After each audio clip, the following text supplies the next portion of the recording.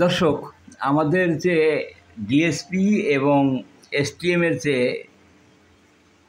আইপিএসগুলো, UPS বা IPS বলেন বা সোলার আইপিএস বলেন, এগুলোতে দুইটা রিলে ব্যবহার করা হয়।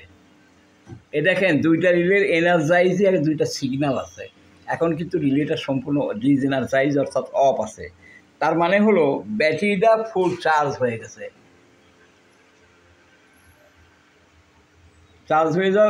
এবং ট্রান্সফর্মারটা সম্পূর্ণ আইসোলেট হয়ে গেছে এসি থেকে। এখন আমি দেখাবো যে আমি ব্যাকআপ মোডে যাওয়ার সাথে সাথে এসি বন্ধ করে দিয়ে আবার যখন চালু করবো তখন দেখবেন যে ব্যাটারি চার্জিং স্ট্যান্ড বাই মোডে আছে আমার, এবং এই ডিসপ্লে আইডিলে আছে। এখন আমি ব্যাকআপ মোডে যেতে চেষ্টা করতেছি, এখানে তুলতে হবে। আমি এসি অফ করতেছি, বাস। এই যে আমার ফার্স্ট রিলেটা এনার্জাইজ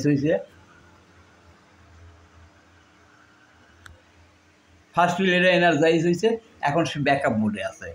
এখন আমি আবার এসিতে দিয়ে দেবো, দিয়ে দেওয়ার সাথে সাথেই আপনার দেখবেন যে ব্যাটারিটা আবার চার্জ হওয়া শুরু করছে। এই যে আমি এসি সুইচ অন করলাম। অবশ্য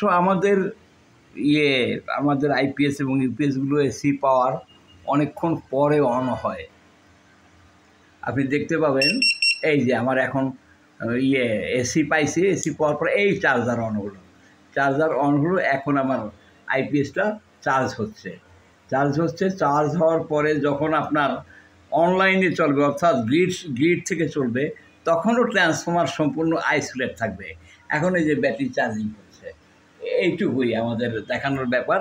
এতে আপনার বিপুল পরিমাণ পাওয়ার সেভিংস হবে। আপনার ট্রান্সফর্মারটা 24 ঘন্টায় এনার্জাইজ থাকবে না। এটাই আমাদের এনার্জেক্সের একটা সফলতা। আসসালামু আলাইকুম।